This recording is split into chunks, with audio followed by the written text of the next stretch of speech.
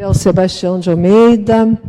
Segunda-feira, dia de estudarmos o Evangelho segundo o Espiritismo. Vamos dar continuidade. Hoje vamos começar outro capítulo. Vamos para o capítulo 6, finalmente. E para nosso texto de preparo, vamos chamar nossa irmã Eliana, que mesmo mancando vai ler o...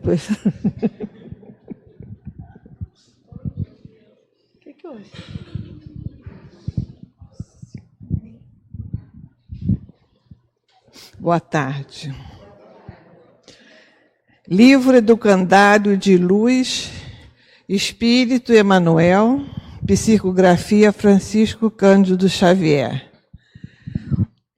Evangelização. Todos os estudiosos que solicitam de amigos do além um roteiro de orientação não devem esquecer o Evangelho de Jesus, roteiro das almas, em que cada coração deve beber o divino ensinamento para a marcha evolutiva. Habitualmente, invoca-se a velhice de sua letra e a repetição de seus enunciados. O espírito do Evangelho de Cristo, porém, é sempre a luz da vida.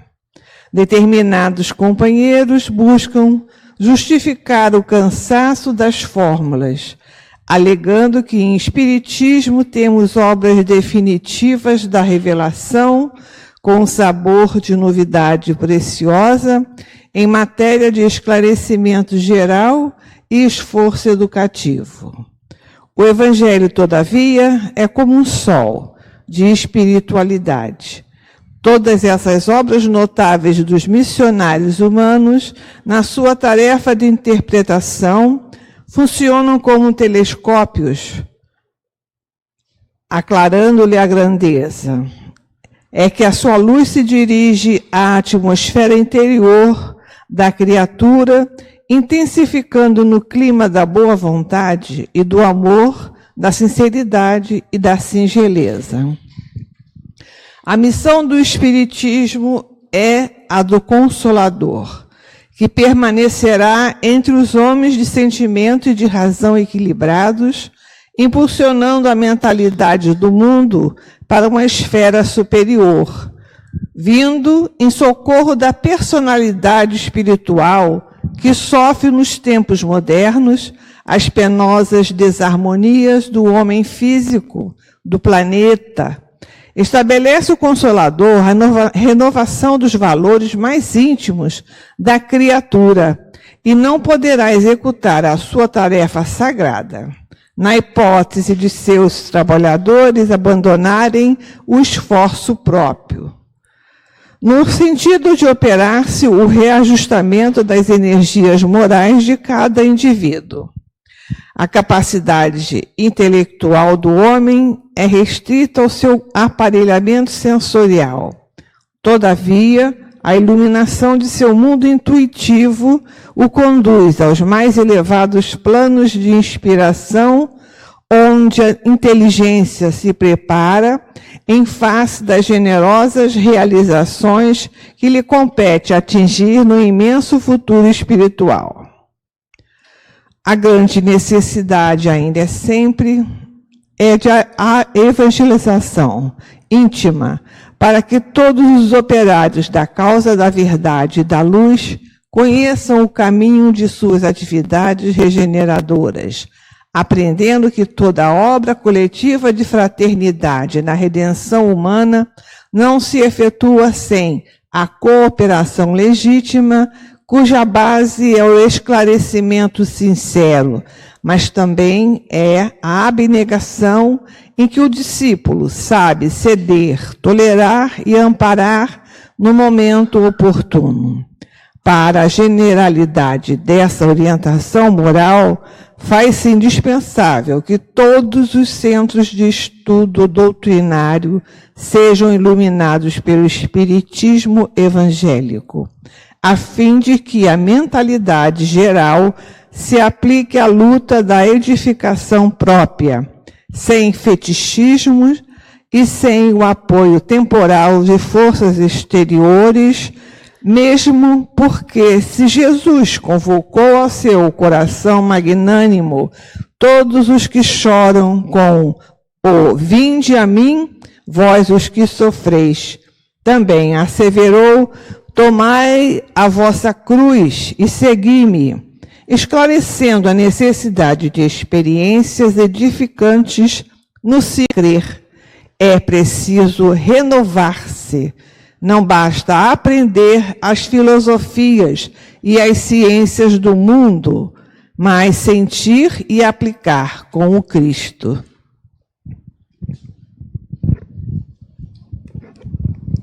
Depois desse belo texto, vamos acompanhar o estudo da nossa irmã Sueli, que vai falar todo o capítulo 6, o Cristo Consolador. É um bonito capítulo, que possamos aproveitar bem os ensinamentos. Uma boa palestra para todos. Está aqui, então. Boa tarde para todos. Vamos, na tarde de hoje, estudar o capítulo 6, que tem por título o Cristo Consolador, e começa com o subtítulo Jugo Leve. Então, segundo São Mateus, Jesus ensinou: vinde a mim todos vós que estáis aflitos e sobrecarregados, que eu vos aliviarei. Tomai sobre vós o meu jugo e aprendei comigo, que sou brando e humilde de coração, e achareis repouso para as vossas almas, pois é suave o meu jugo e leve o meu fardo. Traduzindo isso, estamos aflitos e sobrecarregados pelos sofrimentos que a nenhum de nós poupa. Todos nós passamos por situações de miséria material, de miséria intelectual, de miséria moral, por dores físicas, por perda de seres amados.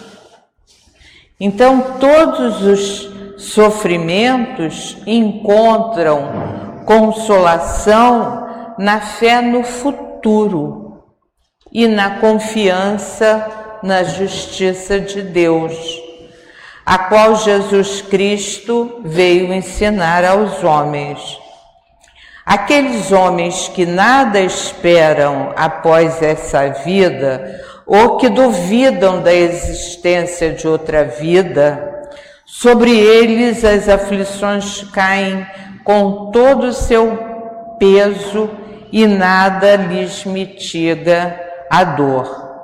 É para eles que Jesus diz: vinde a mim todos vós que estáis fatigados, que eu vos aliviarei. Olha a importância de nós termos algum tipo de fé, porque só quem tem fé consegue, num momento de extrema dor, pensar que pode ser aliviado da dor. Quando a dor é causada por miséria material, é mais fácil de ela ser mitigada e até anulada. Mas quando se trata de carência afetiva, de miséria moral, aí tudo fica mais difícil. Se nós não tivermos uma fé muito segura de que a vida não acaba logo, logo. Se nós não tivermos muita segurança na existência de um Deus, uma inteligência, uma personalidade muito maior do que as que nós estamos acostumados, se nós não tivermos certeza que ela existe, nós não vamos nos dar conta de que temos uma proteção que não falha, que está sempre muito atento às nossas necessidades e aos nossos sofrimentos. A felicidade e a assistência que promete aos aflitos dependem apenas do cumprimento da lei de amor e caridade que Jesus, veio nos ensinar. Se a gente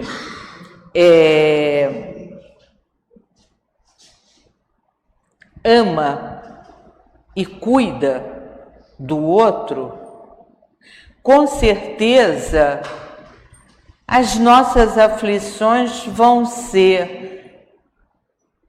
cuidadas, vão ser abrandadas na mesma proporção em que nós abrandamos, em que nós mitigamos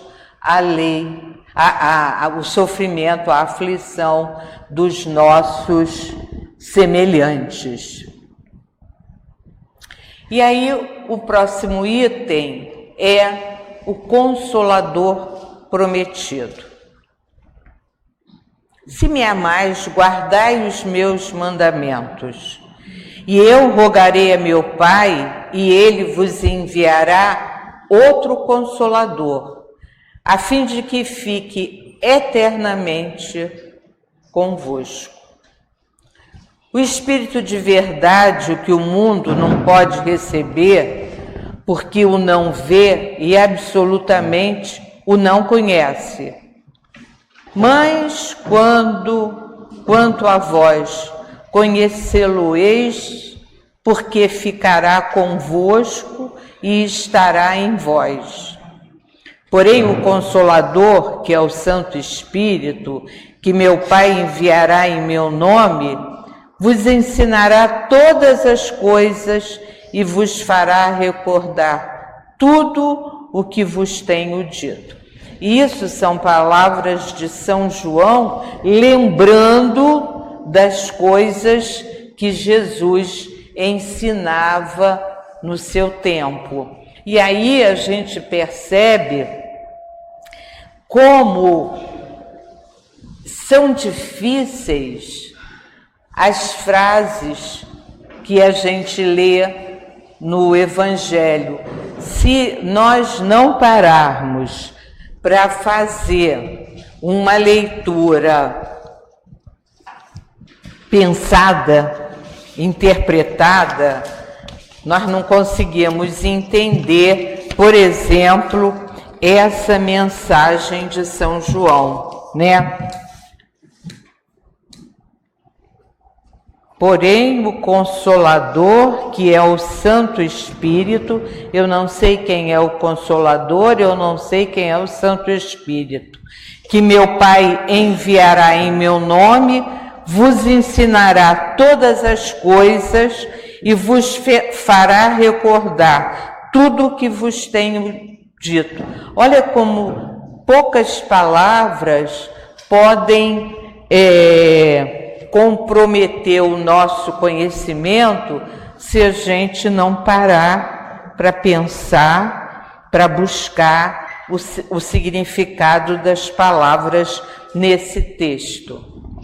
Então, Jesus promete outro Consolador, que o Espírito de verdade, que o mundo ainda não conhece por não estar suficientemente maduro para o comprometer, trará. Então, o Espírito de verdade vai trazer o Consolador, mas eu não sei quem é um nem quem é o outro.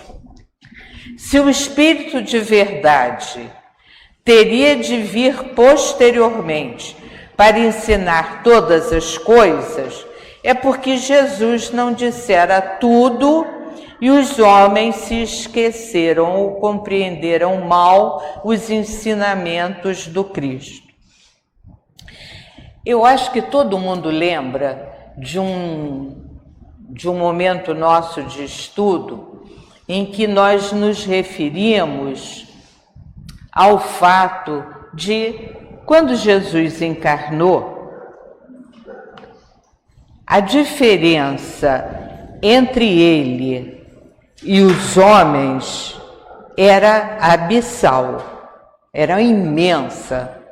Então, Jesus, na sua suprema sabedoria, ele não podia contar tudo. Ele contava algumas coisas, procurava contar usando parábolas. Lembram disso? Quer dizer, ele ensinava ensinamentos morais, mas a partir de historinhas que pudessem ser guardadas na lembrança, na memória daquele povo que, embora fosse o que estivesse em melhor posição na humanidade, era ainda muito ignorante, era ainda muito rude. Então ele só podia contar meias verdades. E aí avisou, mais para frente, alguém conta o resto. Quando vocês estiverem mais maduros, mais perspicazes, quando tiverem condição de entender de tudo o que eu venho contando, aí vocês vão ficar donos da verdade, vão ficar mais felizes, vão errar menos, porque é o desenvolvimento natural do espírito humano. Para nós isso aí é muito claro, mas há 21 séculos atrás não era não. Então, vamos aos fatos. Começo a falar do Espírito de verdade. Então, em 25 de março de 1856, século XIX, na França, por intermédio da senhora Baudin, o Espírito de verdade, conforme se identificou o mensageiro, passou a assistir e inspirar o codificador da gigantesca missão de trazer o Consolador prometido por Jesus no século I. Vejam, no século XIX, chega uma mensagem do Espírito de verdade, que eu não sei quem é, me avisando que nós vamos ter alguma coisa nova que vai melhorar o abrandamento das minhas aflições. E aí eu começo a fazer um estudo à luz da doutrina espírita e a coisa começa a clarear. Quem é o Consolador prometido por Jesus? É a doutrina espírita. Lembra que não tem um momento que eu falei que ele ficará convosco e dentro de vós? Porque não é uma pessoa, não tem uma identidade, é um corpo de doutrina, é um conjunto de ensinamentos que vão ser trazidos para a humanidade, que a humanidade terá que estudar, entender e se apropriar dele para poder viver melhor, com menos dores e menos aflições. Mas eu precisava de alguém que anotasse esse corpo de conhecimentos. Lembram? Quando a gente pega um pedacinho do Evangelho, aparece lá São João, São Mateus, não é assim? E a gente já tem estudado isso e tem entendido. Por que aparece assim? Porque, como Jesus nunca escreveu coisa nenhuma, os seus discípulos é que, apoiados na própria lembrança, foram redigindo aquelas orientações que Jesus transmitia para os seus discípulos. Ora, mas 19 séculos depois, isso está meio enrolado. Era preciso dar uma arrumação nesses conhecimentos soltos no ar. E é aí que Jesus decide escolher entre os homens do século XIX aquele que estava mais preparado para uma tarefa gigantesca como essa de consolidar numa obra os ensinamentos de Jesus de 19 séculos atrás. Olha a responsabilidade e a grandeza e a importância do Allan Kardec. Então agora a gente vai falar do Allan Kardec. O consolidador da doutrina espírita, Leon Hippolyte Denisard Rivail, que tomou o nome de Allan Kardec, que é um nome que ele teve quando ele encarnou entre os druidas. Nasceu em Lyon, uma cidade na França, em 3 de outubro de 1804, século XIX. Pertencia à família católica, mas foi criado no protestantismo. Educador, professor por profissão, foi autor de uma gramática da língua francesa, de livros sobre matemática, física, química, fisiologia e astronomia. Então, era um homem que representava bem o homem daquele momento histórico. A partir de 1855, começou a tratar de manifestações dos espíritos, observando-as, e aí produziu o Pentateuco Espírita, composto do Livro dos Espíritos, parte filosófica da doutrina, Livro dos Médiuns, parte experimental e científica, o Evangelho segundo o Espiritismo, que nós estamos estudando, que é a parte moral, o céu e o inferno, a Gênese, os milagres e as predições, e a Revista Espírita. Então, o trabalho do Allan Kardec foi enorme. E ele não começou a escrever rapazinho, novinho, não foi assim não. Ele já era um professor conhecido e respeitado na França e, por algum motivo, começou a ter a sua atenção chamada para aqueles fenômenos que na época eram momentos de passatempo, né? Na festinha as pessoas se reuniam e aí faziam experiências, né? Com o copo que indicava nomes e etc.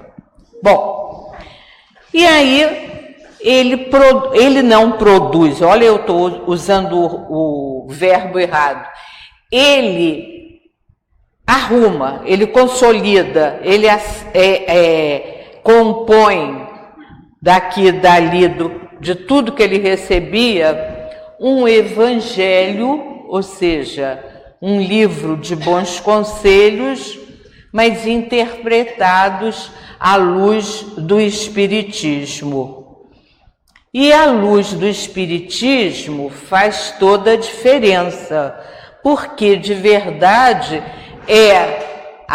as boas palavras que acabam com as aflições, que transmitem esperança a partir de um fenômeno. As vidas se sucedem. A alma não morre nunca. Quem morre é o corpo humano, porque ele é matéria, ele envelhece, adoece e se desintegra. Então, o Evangelho trouxe à luz a doutrina das vidas sucessivas, que mostram a bondade de Deus, que oferece sempre novas chances aos seres humanos. A grande beleza do Evangelho é trazer para nós esperança. Como as vidas se sucedem, tudo que eu não consegui fazer bem feito dessa vez, eu tenho a próxima vida, quem sabe.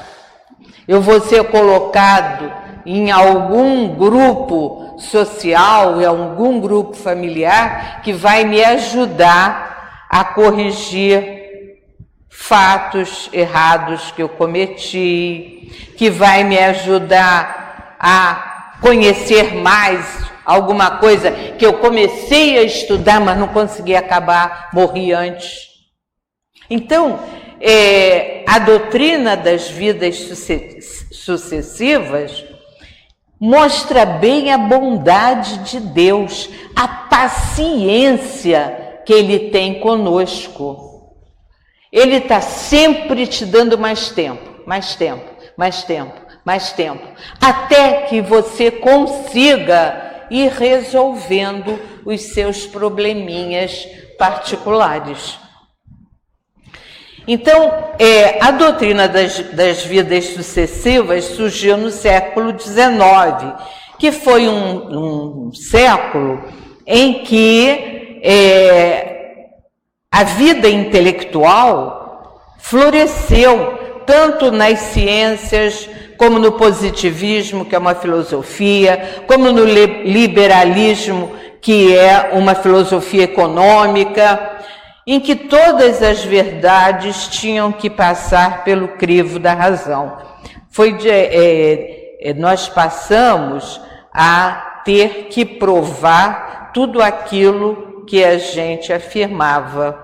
Então, por isso, é o século das luzes, né? As ciências obrigavam o cientista, o matemático, o filólogo a ir para o seu laboratório de pesquisa, tentar reproduzir aquilo que ele percebeu na vida de relação.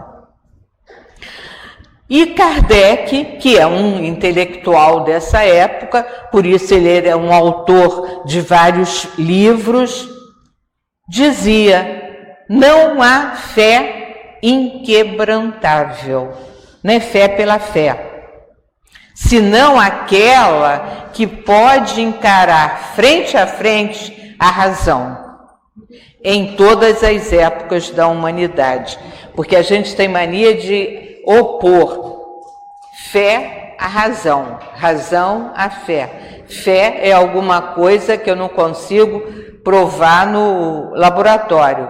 E razão é tudo aquilo que eu consigo transformar numa fórmula matemática, numa fórmula de química, agora tem algoritmo. Então,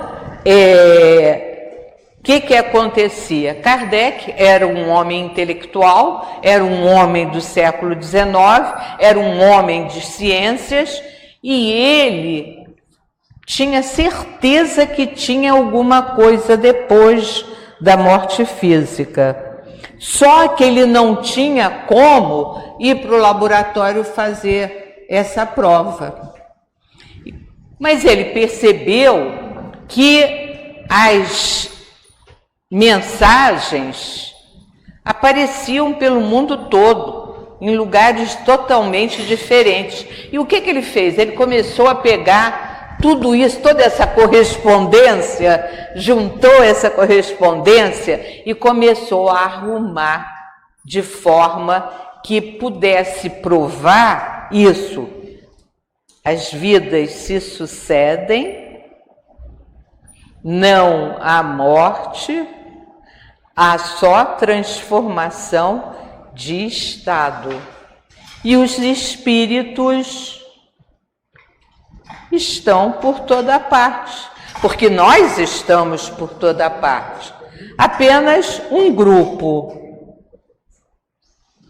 visível, com corpo material, e o outro invisível, desprovido de corpo material. Mas eles se cutucam, conversam, trocam ideias o tempo todo, agem, interagem.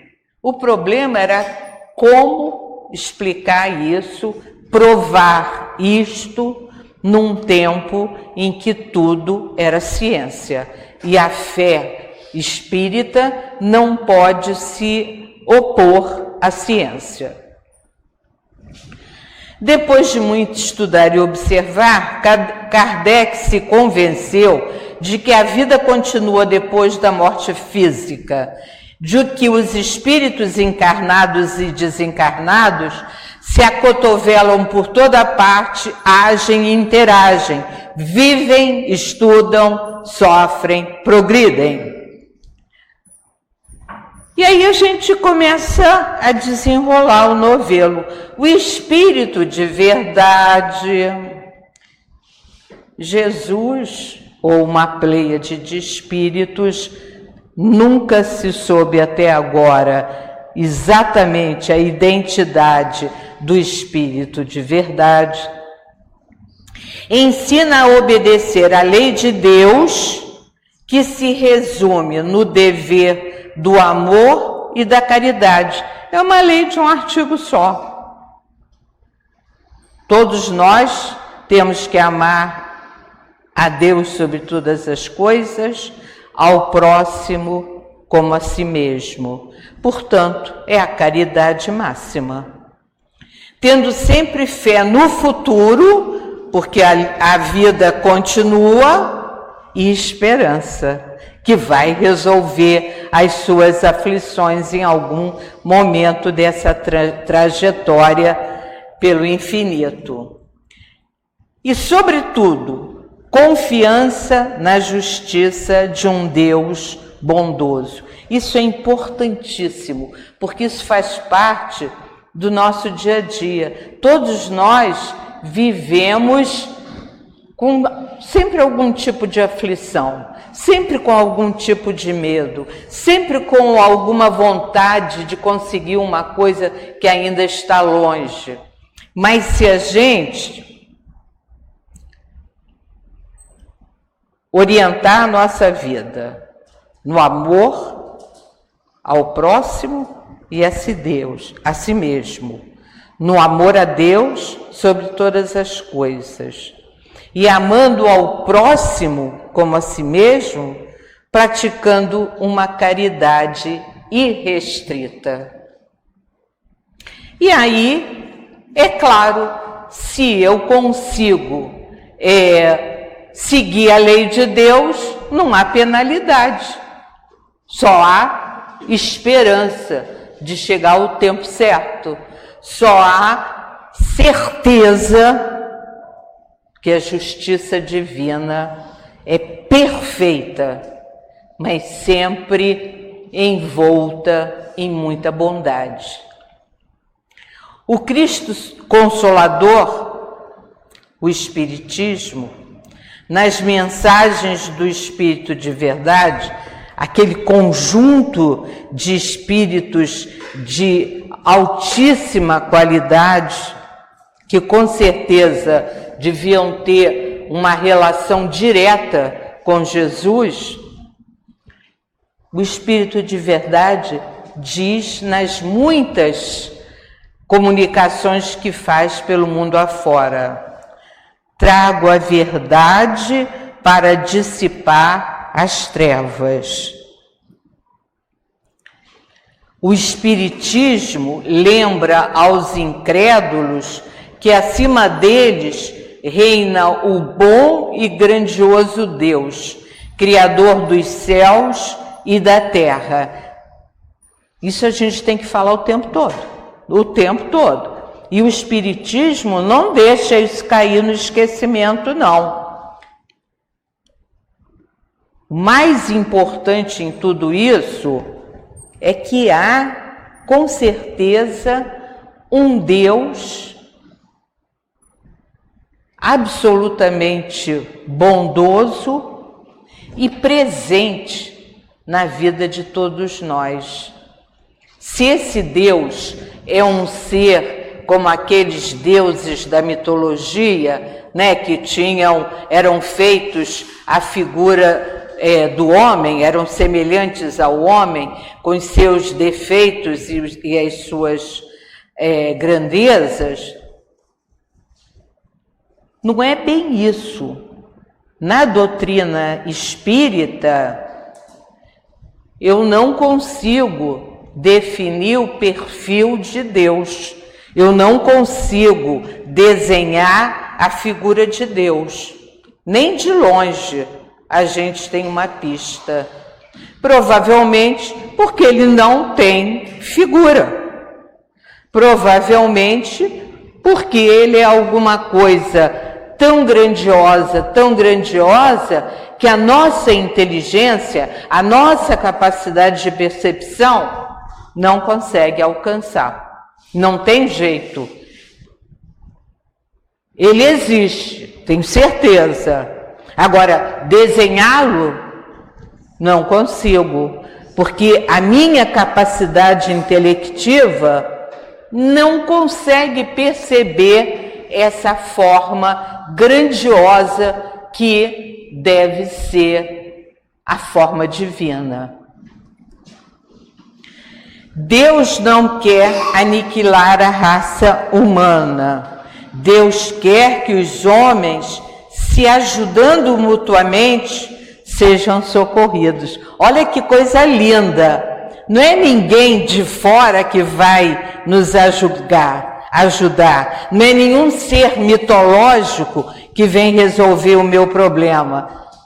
É o meu vizinho, é aquele que está ao meu lado que vai me ajudar. Então, nessa medida, todos nós somos deuses, porque todos nós podemos nos ajudar. E cada vez que a gente ajuda alguém, seja lá o que for, a gente está fazendo exatamente aquilo que Deus gostaria que nós fizéssemos.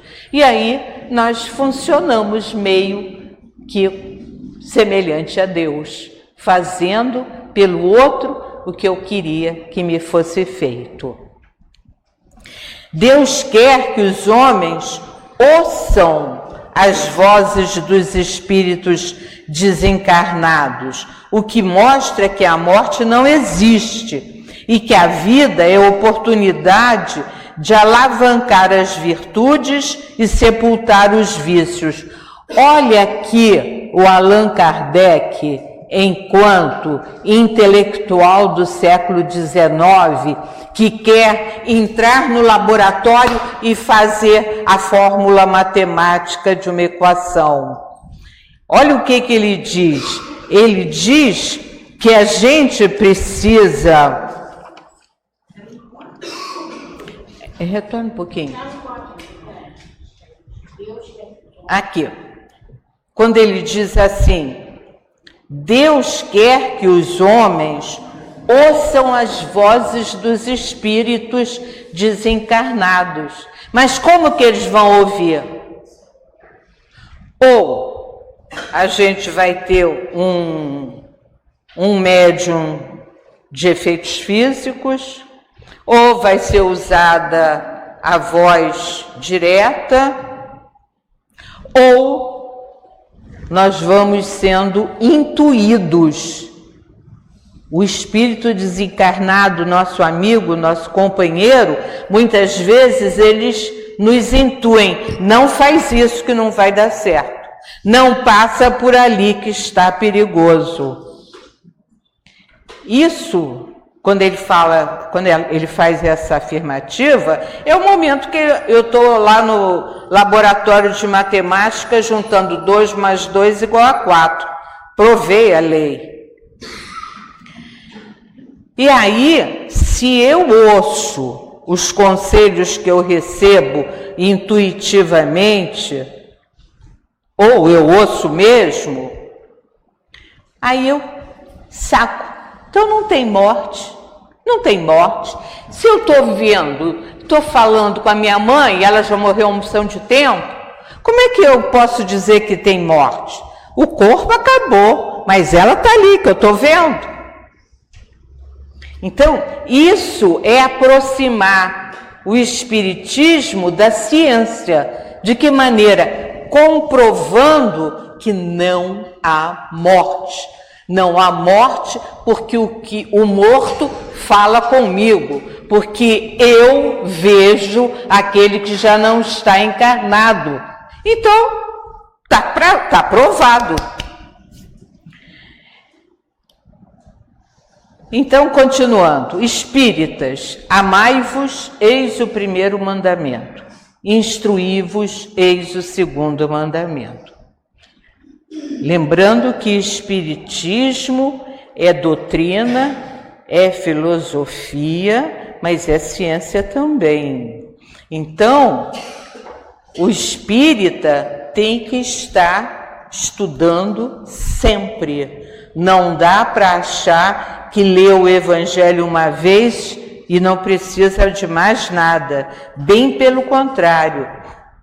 Cada vez que a gente faz um estudo, a quantidade de livros que a gente examina é incrível.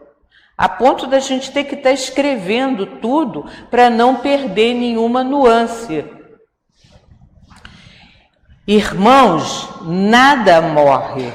Jesus Cristo é o vencedor do mal. Sede os vencedores da impiedade. Venho ensinar e consolar os pobres desherdados.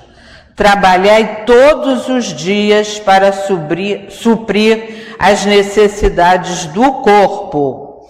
As do espírito são cultivadas pela providência divina no silêncio dos vossos pensamentos. Então, é outra coisa que o espírita tem muito firme.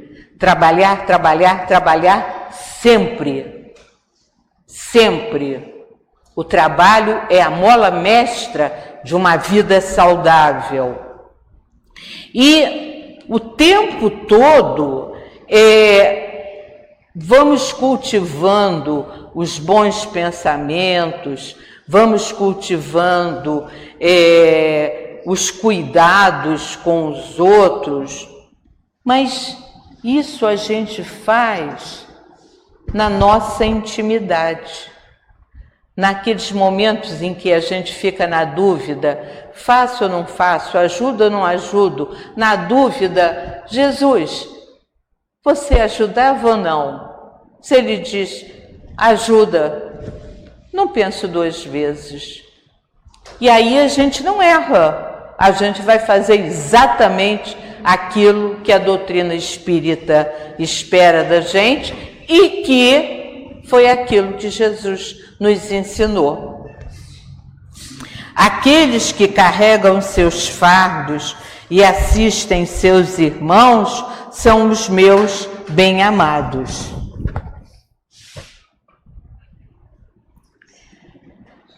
Bebei na fonte viva do amor e preparai-vos para um dia lançardes livres e felizes no seio daquele que vos criou frágeis para vos tornardes perfectíveis, a fim de serdes os artesãos da vossa imortalidade. Então, é sempre amando, perdoando, trabalhando, lutando, que a gente consegue melhorar. Nós não somos os artesãos, os fazedores da nossa vida. Nós não somos responsáveis pelo nosso futuro. Por quê? Porque Deus fez isso, Jesus nos ensinou isso. Amar, perdoar, servir e ter certeza que vai chegar um momento em que você vai ficar livre dessa roda das encarnações, não vai mais precisar encarnar na Terra, vai, quem sabe, só reencarnar na Terra quando o nosso planeta for um planeta feliz. Olha só que beleza, a gente não precisar reencarnar enfrentando guerra como nós estamos enfrentando. Já pensaram? Se é uma coisa constrangedora, dolorosa, é ligar a televisão e ver uma cidade inteira destruída pelos mísseis que são lançados aleatoriamente. Acho que foi hoje ou ontem que eu ouvi, o míssil caiu num posto distribuidor de água lá onde, Celia? Na Palestina, eu acho, porque deu errado no lançamento, nós erramos no lançamento. Isso custou a vida de centenas de pessoas que buscavam água. Sabe lá o que é isso? Isso é de uma maldade que não tem mais tamanho.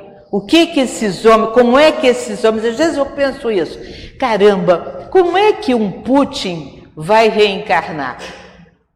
Em que condições? Será que ele vai conseguir refazer todo o corpo dele? Não acredito. Um desses líderes de Netanyahu, por exemplo, como é que esse homem que manda ordens de lançar mísseis e mais mísseis contra um povo que já está perdido lá, coitado, entre o mar e um pedacinho, uma nesguinha de terra, como ele vai reencarnar? Que figura ele vai conseguir moldar para colocar o espírito dele? Às vezes eu fico pensando isso. Tem vezes que eu até acho assim, Sueli, você está ficando maluca pensando nessas coisas. Mas tanta maldade junta, você destrói o próprio perispírito, o próprio espírito. Você não consegue se arrumar de novo. É um negócio, imagina, milhões de pessoas dizendo, seu malvado, você destruiu a minha casa, você matou meus filhos, você matou a minha família, acabou com tudo. Mas já pensaram? Milhões e milhões e milhões de pensamentos em cima de uma pessoa só? Eu sou o grande médico das almas e venho trazer-vos o remédio que deve curar-vos. Vinde a mim, vós que sofreis, que estáis sobrecarregados, e sereis consolados e aliviados. Consolados e aliviados, sempre pensando que não acabou, que tem mais tempo, que um outro momento vai chegar, que de alguma forma eu vou receber um socorro, que eu não estou sozinho. Deus faz um supremo apelo aos vossos corações por meio do Espiritismo. Olha que lindo! Escutai-o. Que a impiedade, a mentira, o erro, a incredulidade sejam extirpados de vossas almas doloridas. Mentira, impiedade, erro, todo tipo de maldade tem que ser diluído. Eu sempre digo, nas ondas do mar. Que tudo isso seja dissolvido nas ondas do mar. Que no futuro pratiqueis a lei divina, humildes e submissos ao Criador. Amai e orai, sede dóceis aos Espíritos do Senhor, invocai-o do fundo do coração. Eis-me aqui, venho até vós, porque me chamaste. Deus, onde estás? Me ajuda. Não é assim que nós fazemos? Senhor, socorro. Não é isso que nós fazemos? E nós temos que fazer sim. Temos que fazer sim, porque Deus, através de milhões de espíritos que trabalham sob o comando de Deus, de Jesus e dos grandes espíritos que são responsáveis pelo desenvolvimento do nosso planeta terrestre, eles vêm nos proteger, vêm nos intuir, eles vêm nos dar alguma dica que vai diminuir o nosso sofrimento, ou pelo menos, se não for possível, vai nos consolar. Deus consola os humildes e dá força aos aflitos que imploram por ela. O devotamento e a abnegação são uma prece contínua e encerram um ensinamento profundo. Na sabedoria humana, devotamento e abnegação resumem todos os deveres que a caridade e a humildade impõem. Então, devotamento, amor até as últimas consequências. Abnegação,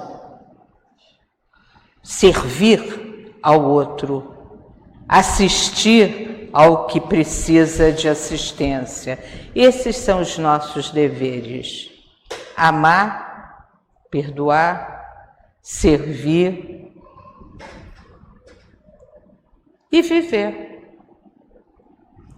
O sentimento de dever cumprido proporciona tranquilidade de espírito e resignação. No final de cada dia, né? Quando a gente chega em casa, deita, dorme, caramba, será que eu consegui fazer tudo? Isso. Consegui. Graças a Deus. Vou dormir em paz. Amanhã é outro dia. Então, hoje, basicamente, o que nós vimos? A figura e os ensinamentos de Jesus, trazidos pelos seus discípulos. O Consolador prometido, conseguimos perceber que é a doutrina das vidas sucessivas, o Espiritismo que nós tanto amamos, que o Espírito de verdade provavelmente é um conjunto de espíritos de altíssimo gabarito que, a serviço de Jesus, orientam os homens encarnados na Terra. E esse espírito de verdade, esse grupo de espíritos, receberam de Deus a obrigação de ajudar Allan Kardec no trabalho gigantesco da codificação do Espiritismo. Se a gente pensar no Allan Kardec, um senhor já de alguma idade, conseguindo fazer essa coisa extraordinária que são os 5 livros que são base da doutrina espírita, que nós dia após dia, estudamos, e estamos sempre achando mais um viés que nós não tínhamos visto. Vejam, o trabalho fantástico do Allan Kardec e o trabalho extraordinário desse grupo de espíritos que se dedicou à codificação do Espiritismo. Muito obrigada, uma boa tarde, uma excelente semana para todos.